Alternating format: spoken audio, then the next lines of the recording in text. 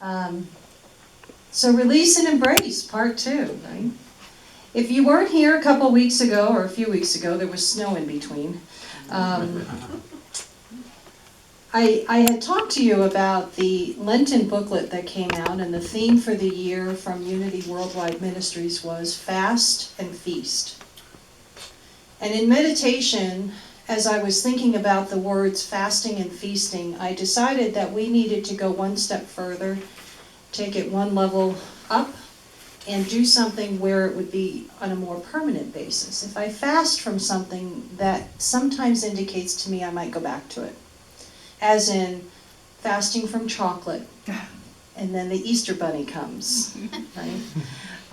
Or as in feasting on, I don't know, unlimited lobster rolls or whatever you want to call it. And eventually I either get full or the lobster rolls disappear, one or the other, depends on which comes first. Okay. So what we're going to do is, instead of fasting from something, let's say from anger or jealousy, we're going to release it. We don't need it anymore. It doesn't serve us anymore. And then we're going to embrace peace, love. Come from that consciousness in everything we do. There is nothing. The things we want to embrace, let me say it this way, the things we want to embrace them because they are going to be useful to us from here on in. We don't want anything temporary, right? And we're works in progress, we know that. We are not striving for perfection. Because I find that the word perfection freaks people out. Freaks me out sometimes. So we strive for excellence. How's that? Mm-hmm. We strive for excellence in these areas. And as soon as we stray for one reason or another, we don't beat ourselves up. We just kind of come back to center. Right? It's kind of like going to the airport. I heard meditation described this way, but it's the same thing. I'm going through life and I kind of fall off the beam, or I go off track, and then I have to kind of bring myself back into center. It's kind of like going to the airport, waiting for your friend to come down the guideway, right? You're waiting for them to get off the plane. You can't wait to see them. And suddenly this couple goes by and they're arguing, and your attention is taken away. And instead of looking for your friend, you're looking off to the side watching this couple argue, or maybe they're not arguing. Maybe they're really getting along well, and you're watching that too. And then you remember, oh yeah, I came here to meet my friend on the plane. And you come back to center. You come back to looking down the guideway. Of course, then there's that security officer that goes by on the Segway, and those look so cool that you have to watch that go by, right? And then you bring your attention back to looking for your friend. So that's what we do. We don't have to beat ourselves up or anything like that. So before we get into the idea of releasing and embracing, what came to me this week is what is in the Daily Word today.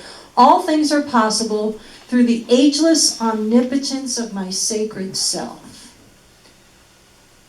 You don't have to answer this out loud, but think to yourself, how often do you think about your sacred self? And when you do you think of it in terms of limitless possibilities through the ageless omnipotence of the sacred self? There is so much power described in that one sentence. And this one sentence pertains to every single one of us in this room. And you, my friends, are in that energy right now. And so if this is true, then I can do anything. Right? The obstacles and the fears don't have to get in my way. So the Daily Word talked about Paul writing of his pain and suffering. Paul used to be named Saul. The story goes that he was hit by lightning, kind of knocked out, and he had this epiphany and realized that all of that time that he had spent crucifying those who followed Jesus, he realized he was wrong. He converted, became Paul, and spent the rest of his life as a missionary traveling, spreading the word of Jesus to people all around. And it was not an easy life. And he was probably in prison more than he was out of prison. And yet in this daily word, it talks about the fact that he's saying that, this suffering is not that big a deal, friends. When I realize the glory, the Christ glory, when I recognize that truth, the suffering is nothing, really, is what he's saying. And I will tell you that that has been my experience. All of the suffering that I thought I went through in the past, all of those struggles with life, all of those people who wouldn't do what I wanted them to do, right? They didn't follow the script. I had one written. Not to digress, but did you ever know that you had to confront somebody in some way, right? You have to address a situation, and you plan the whole telephone conversation, right? I'm going to say hello, she's going to say hello, what do you want? And I'm going to say, and then she's going to say, and right? And from the get-go, you say hello, and they say, I'm not talking to you, they hang up, and your whole script has gone out the window, right?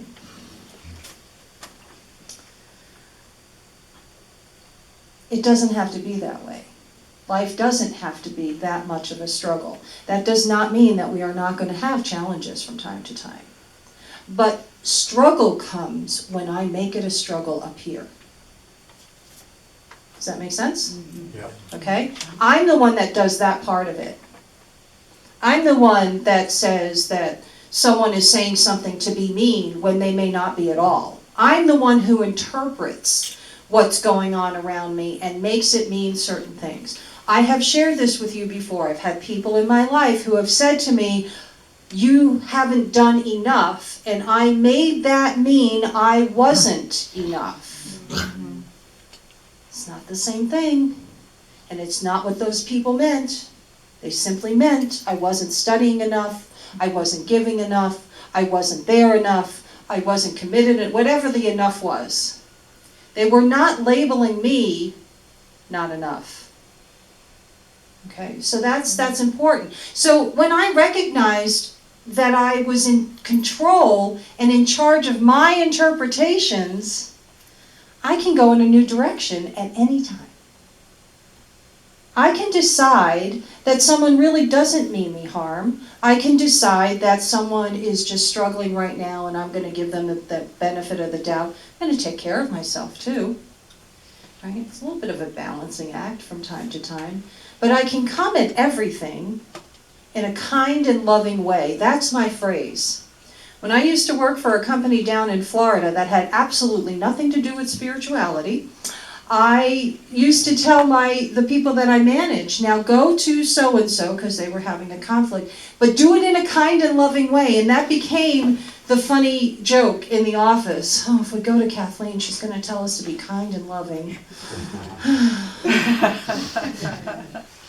And that's okay, because you know what? We avoided probably 70% of additional conflict by them being reminded, don't do it in a mean way.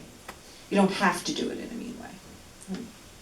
Okay, so Paul is emphasizing the certainty that the glory of the Christ mind is infinitely greater than the mortal limitations. And we've got that. We agree, I'm assuming we agree, that we've got that. We do have the Christ mind. There is no limitation. I just have to pay attention to what's going on around me and make some choices. Right? So then the daily word says, same spiritual certainty moves me through my day. That spiritual certainty is what I need to remember during the course of my day. When someone comes to me with a project that is due yesterday, and they haven't given me enough time to do it, and they want it done now, I sometimes forget the spiritual certainty. Have you ever forgotten that when you're in the midst of one of these things? And then it's like, holy cow, now what do I do? All I have to do is remember. Take a deep breath. Just one deep breath will usually help me immensely, right? Because I've paused just enough. I've held my tongue for just long enough to remember what's really important. So, as I was thinking about releasing and embracing, I found that it was very important to talk about this inner divinity. That's the most important thing that I think we forget out in the daily world with the earth people. We're all earth people. The muggles. I've said that before, and you've reminded me of that. Yes, the muggles. Yes. You know what? We're all muggles, and we're all spiritual all at the same time, right? Amen. So we're all connected. That's the other thing too, is that we're all connected, and that never breaks. So it's always going on inside of us. But A.R. Rahman, your inner voice is the voice of divinity. So have you ever thought of it that way? Well, it'll make you change. Not always. Yeah. If that voice that is speaking to me is inner divinity, I don't know about you, but I tend to have a greater respect for it. I'm going to listen to it a little bit closer. Right. To hear it, we need to be in solitude, even in crowded places. Now, that I love, and that's why I brought it up here, because this is not to be confused with when you're feeling isolated, and you go to a party and there's 50 people there and you feel like you're alone. That's not the same thing. That's a different kind of human emotion that I have experienced that many times, and other people do have as well, I'm sure. This is different. This is when I'm in a crowded place, I still know. There is an aura that comes in with you when you walk in that door where we look up and we see your light. Even though there's people around, you're carrying that aura with you, and you are shining for everybody to see. Right? Sometimes we disguise it a little bit. But it all comes from that core inner divinity that we have. And I think that if you leave here with nothing else, if you could remember that, just what you're carrying around with you, and the power that brings, right? And that doesn't mean that I have to be responsible for enlightening everybody around me, right? Some people may not be ready to receive. I saw a friend of mine yesterday, and she gifted me with something, and I said thank you, and we spent some time together, etc. And she said to me, she said, "You're such a good receiver." And that has not always been the case, but I have learned that the joy I get from giving, I need to allow other people to do as well. I'm working on my 90-year-old father, trying to get him to learn that lesson, because he's a horrible receiver. He likes to give, but he doesn't like to get back in return. So, but yeah, and that comes from that inner divinity as well. You know, that's our identity, friends. I'm so... When I first started hearing about this stuff, I got very excited, you know, and then I thought, no, it's just not, I don't feel it. I just don't feel divine. I don't feel, you know. But the more we think about it, just take it into your meditation, the more we do that, the more empowering it really is. We really are worthy when we recognize that inner divinity is within us. Okay. So the other quotes that I shared with you, Dr. Wayne Dyer is talking about trust and value your own divinity as well as your connection to nature. Seeing God's work everywhere will be your reward. If I look at something and I don't see God's work, then what's going on in me? It's got nothing to do with it, whatever I'm looking at. It's got to do with me. Why is my thinking not seeing God's work? Because God's work is in everything, right? God is source of all. It all comes from source, whatever you want to call it. Buckbeak here is from Source. I love Buckbeak. Have you met Buckbeak? He's the most adorable. Look at the size of this guy here. He is huge. Look at him. And he's a therapy animal now. Isn't that awesome? Yes, yes. But God's work is there. God's work is in the interaction that Buckbeak has with patients. Right? God is in the interaction between Jason and Buckbeak. I have to learn to greet Jason first. I greet Buckbeak first. That's the hardest thing to do. They teach you that in vet school. Always say hi to the owner first, not the pet.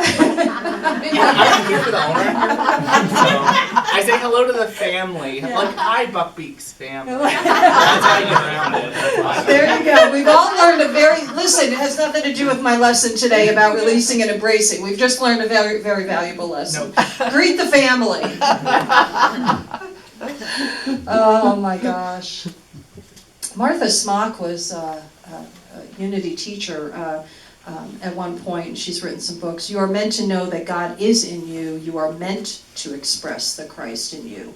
That means something when you are meant to do something. So this is what we were designed for. This is what we were created for, right? So now the big question becomes, and I cannot answer this for you, what are we going to release? And what are we going to embrace? Because releasing, in my mind, I would like you to think about, what do I want to release and let go of for good? You know? If you tend to be angry at times in a certain situation that tends to repeat itself. So I'm just going to use an example. Let's say at work. There's a coworker that makes you crazy. Crazy-er. And couldn't resist. And you just, no matter what you try, it feels like you just can't get along with this one person. And you just don't know what to do. Right? Maybe it's time to release the labels placed on that person in your head. And maybe it's time to embrace them just as they are. Easier said than done. I will acknowledge that. I'm not up here to say, okay, just do this. And you know. But that's what the focus is. It could be little minor things too. It could be, I need to stop eating jelly beans. Right? And I'm going to embrace green vegetables as if my life depends on it. Something like that. I went to dinner with my dad last weekend, and we ordered it was St. Patrick's Day weekend, so we ordered the corned beef and cabbage. We've never done that before. That's a cool little tradition we just started now that I live up here. And so his order was, can I just have the corned beef and the potatoes? I don't want any vegetables on that plate. And at 90, I can't argue with him. I can't tell him he has to have his vegetables now, right? So, but that's just another little example. It can be the little things, it can be the big things, it really doesn't matter. What it is what is no longer serving you. What would it be like for you to walk through life feeling peace and love for everyone most of the time? Okay. Think of someone that you admire. Think of a teacher, think of a spiritual speaker that you listen to, that you follow, and think about, what do they represent to you? Do they represent that calmness that that sometimes doesn't make any sense? How can they stay calm during this or that going on? You know, do they exude love? I think it's the Dalai Lama that a friend of mine said to me that she went on a trip and met the Dalai Lama, and they said that they could actually feel the shift in energy in the room before he crossed the threshold. And that as soon as he did cross the threshold, it was almost overwhelming. Like it almost knocked her over. That she could not believe that this was possible. But I must remind you that just because I'm saying this about the Dalai Lama doesn't mean you can't do that too. I think that's why I'm here. I think that's why I'm speaking on a regular basis here. I think that's why I've entered into this path, onto this path of sharing these ideas with you, because I feel just like another bozo on the bus. I don't mean that in a bad way, I loved bozo. We're all in this together. And just because I'm standing up here and you're sitting there doesn't mean anything, really. It's just that I happen to be in this role at this moment. But any of you can do any of these things because we're all on equal ground. So we're all going to continue to work on what are we releasing, what are we embracing. The tough stuff, the stuff that we're seeing happening in the world, the shootings that are going on and our friends and poverty and hunger and all of that stuff that we're seeing, I urge you to remember that as soon as we pray for one person, we are praying for the planet. Maybe even the aliens in the other galaxies, far, far away. Why not, right? We're praying. If that's why in my prayer approach I use I am statements. I am whole, I am complete. But when I say that phrase, it's just as much for Iris and for Pat as it is for me and everyone else in this room. I am whole and complete. I am is our name.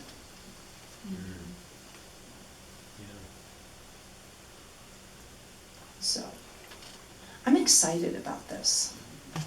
I can't wait to hear stories from you. I'd love to hear from you, releasing. I am available by phone and by Zoom for, chatting.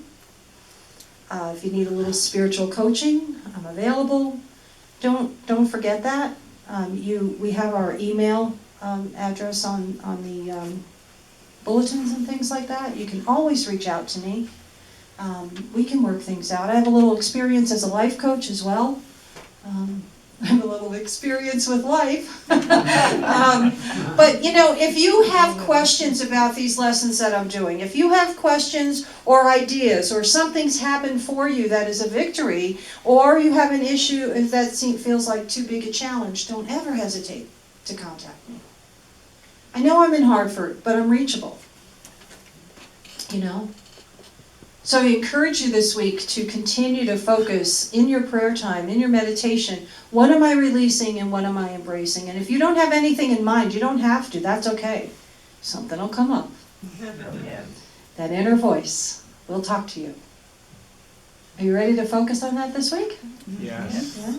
So Awesome. Can I just say something? Does it matter the company that you keep with, like the Dalai Lama is probably in the silence a lot. So it doesn't matter, that matters a lot, right? The company that you keep, what you surround yourself with, then, right? What, as far as what result are you looking for? Yeah, energy and, energy, the energy is around you. So if you choose to be around more unity, more, that's your focus, right? Okay, so I'm going to say to you that I don't know the Dalai Lama personally. However, I think that he surrounds himself with people who are just like us, just as much as he surrounds himself with people who appear to be looking for being in the silence more often. And I don't think it's necessary to only be surrounded by like-minded people. Let me put it that way. It's good to be in this energy, to get reminded, to be reminded of our divinity. But it doesn't hurt to be around people who may need our energy in their lives. We may be lessons for people, right? We may be, very quickly, I will share this story with you. I had a friend of mine from Florida call me up. She is someone that I have coached over the years, and she had a very important situation come up for her. She had blocked a friend on Facebook, and we all know, like, that's the end, right? When someone blocks you as a friend on Facebook, it's all over. So she had unfriended this person on Facebook, and for whatever reason, and this person reached out to her a year later, which was this weekend, with a letter saying she was sorry, and that she realized what had been going on, and that she needed to get help, and she got help, and she just wanted to thank my friend. That was not an invitation to get back into a friendship. My friend was a little confused because she wasn't sure. Does that mean I have to get back in touch with her? Does that mean that I have to, give her another chance because other people gave me chances, etc., etc., etc. And I said, no, if you feel drawn to do that, because it's not my place to answer. If you feel drawn to get back in touch with her, that's up to you. But that's not what this was about. I think my friend was put in this other person's life to help her finally reach a bottom where she would finally look at the issues that were going on. And my friend served that purpose. So we can be blessings to people in lots of different ways for lots of different reasons. Yeah. And what I have learned is that the reasoning is none of my business. It doesn't matter. I just want to serve. I just want to be an example, and I want to help whenever I can. So when we feel the need to be surrounded by people with this kind of energy, I go with it, for sure. For sure. But it's also good to kind of be out there and show what else can be done. Like maybe you don't have to live your life as angry as you have been. And so it is. Amen. Let's take this into meditation and see where that takes you.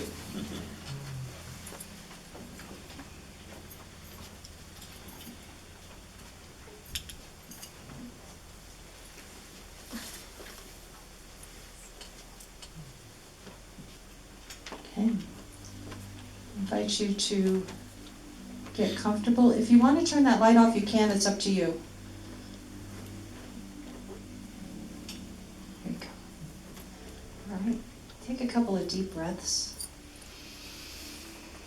And with each exhale, you become more and more comfortable in your chair. Clear your mind.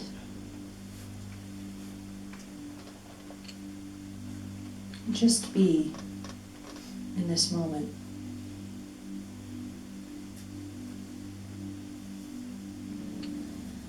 Feel the gratitude of knowing your inner voice is the voice of divinity.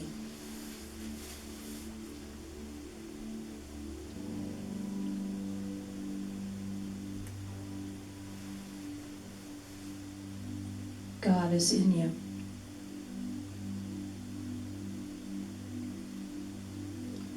And in turn,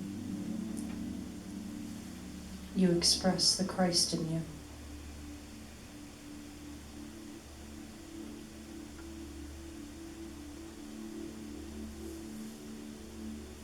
The glory of the Christ mind, infinitely greater than any mortal limitation.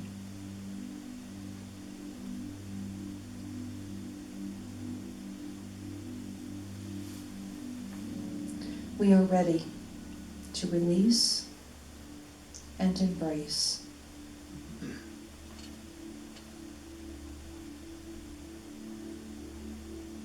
Release anything that stands in the way of my highest good.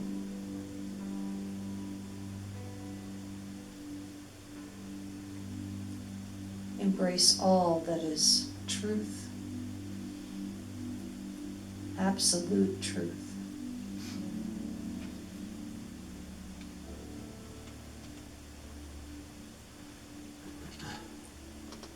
I am more than capable of doing magnificent things.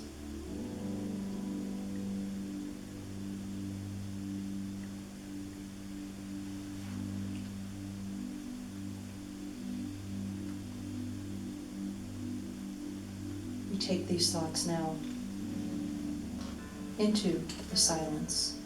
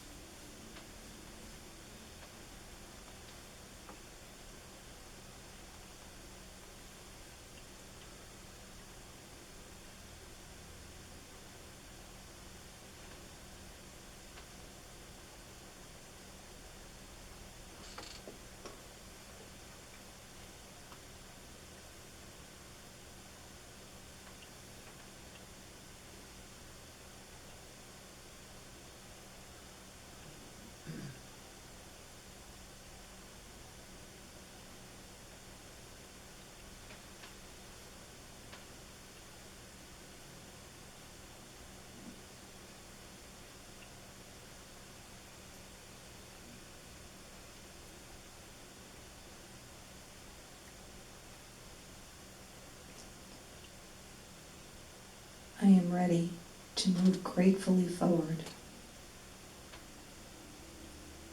Nothing can affect the spiritual power that is my true identity.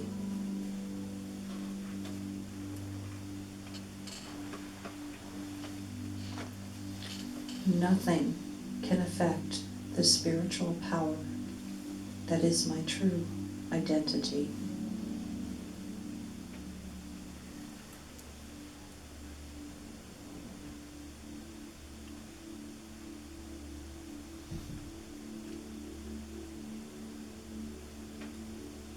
I realize this is my truth, and I feel nothing but immense gratitude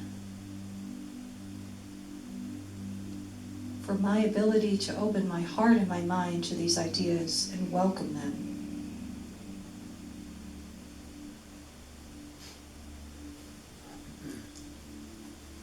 And live from them. And so it is. Amen. You can take a couple of deep breaths now before opening your eyes.